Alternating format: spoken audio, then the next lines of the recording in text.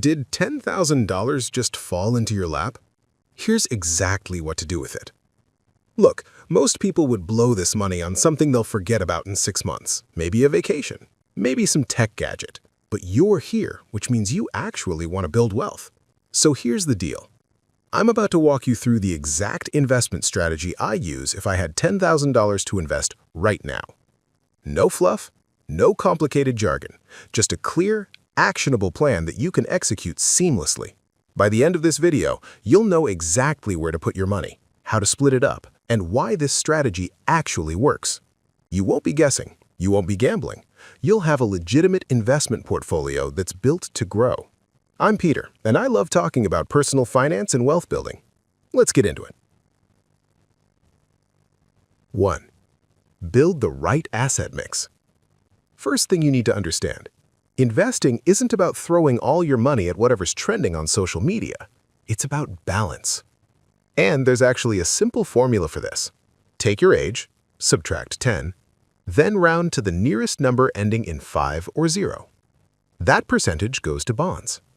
Everything else goes to equities, which just means stocks and stock market investments. So if you're 31 like me, you do the math. 31 minus 10 equals 21. Round that to 20. That means 20% bonds, 80% equities. If you're 24, you'd go down to 14, round to 15. So 15% bonds, 85% equities. Simple, right? Now here's why this formula actually works. When you're younger, you can afford to take more risk because you have decades for your money to recover from market downturns. Stocks are volatile. They go up, they go down. But over the long term, they historically outperform bonds by a significant margin. We're talking average annual returns of around 10% for stocks versus maybe 4 to 5% for bonds. But as you get older and closer to retirement, you can't afford to lose half your portfolio in a market crash. You need stability. That's where bonds come in. They're boring, they're steady, and they protect your wealth when the market gets crazy. This age-based formula automatically adjusts your risk level as you move through different life stages. It's not just random, it's backed by decades of financial planning research. Let's look at some actual numbers here. If you're 30 years old and you put $10,000 into an 80-20 stock bond mix and you never add another dollar, that money could grow to over $45,000 in 20 years, assuming average market returns. But if you went 100% stocks, you'd potentially have more, but you'd also ride out some stomach-turning drops along the way. The bond allocation smooths out that roller coaster. Now, I know what you're thinking. But Peter, won't bonds drag down my returns when I'm young? Yes, a little. But here's what you're missing. The point isn't to maximize returns at all costs. It's to build a portfolio you can actually stick with. Because when the market drops 30% in a month and you're 100% in stocks, most people panic and sell at the worst possible time. Having that bond cushion keeps you calm and invested. Wait until you see what I'm actually buying with that stock allocation.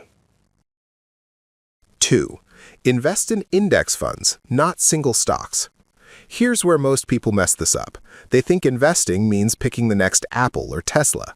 They spend hours researching companies, reading news, trying to outsmart the market. Don't do that. I promise you, you are not smarter or doing more research than a hedge fund, and I watched tons of those blow up on Wall Street for making bad picks.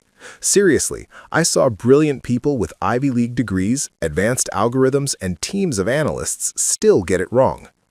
Index funds are where you want to be. An index fund is basically a basket that holds hundreds or thousands of stocks at once, tracking a specific market index.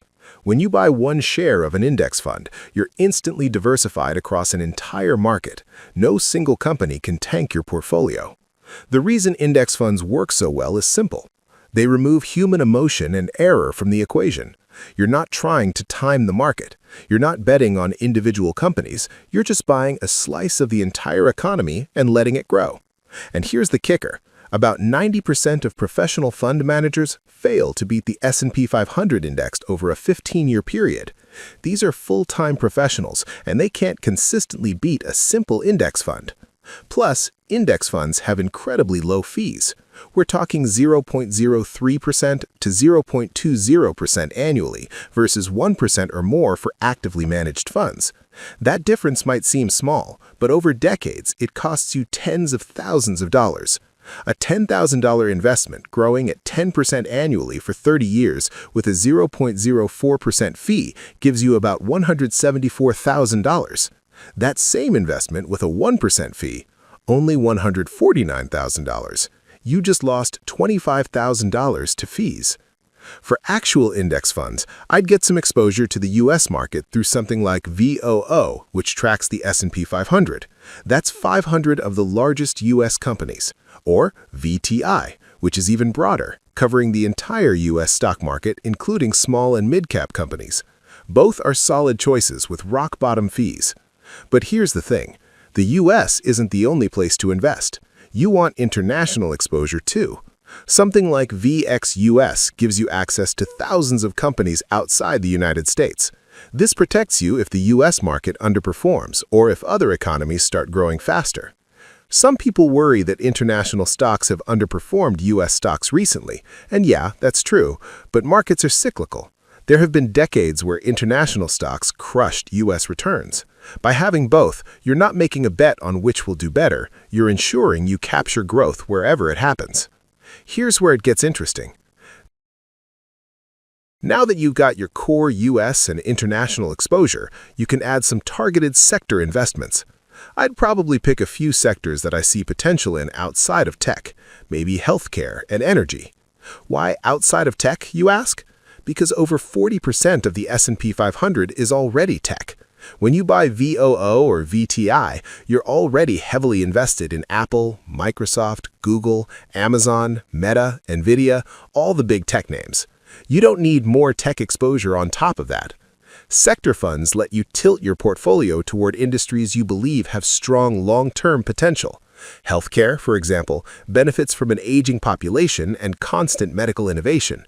Energy sectors, especially clean energy, could see massive growth as the world transitions away from fossil fuels.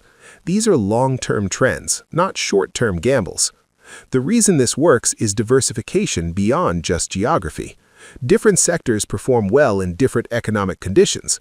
When tech stocks are struggling, healthcare might be thriving. When growth stocks crash, energy companies might hold steady. This creates a smoother, more resilient portfolio overall. Let's talk real numbers. Over the past 20 years, healthcare sector funds have averaged around 9 to 11% annual returns, competitive with the broader market, but with different risk characteristics. Energy has been more volatile, but offers opportunities during certain economic cycles. By allocating maybe 5 to 10% of your stock portion to these sectors, you're not making a huge bet, just adding some strategic exposure. As you can see on screen, this kind of targeted sector investing isn't about getting rich quick. Some years, these sectors will lag the overall market, but you're playing the long game, positioning yourself to benefit from major demographic and technological shifts that will unfold over decades. 4. Don't forget about bonds. Remember that 20% I mentioned earlier? That's going to bonds. Now, it's usually better to invest in individual bonds themselves, but for simplicity, especially when you're just starting out, a bond fund works great. Something like BND, which is the Vanguard Total Bond Market Fund, gives you exposure to thousands of investment-grade U.S. bonds. This isn't to help your money grow like crazy, it's to preserve it and provide stability. Bonds are essentially loans you're giving to governments or corporations, and they pay you interest in return. They don't have the growth potential of stocks, but they also don't crash 40% when the economy hiccups. In fact, bonds often go up when stocks go down because investors flee to safety. That's why they're so valuable in a portfolio. The math on bonds is straightforward.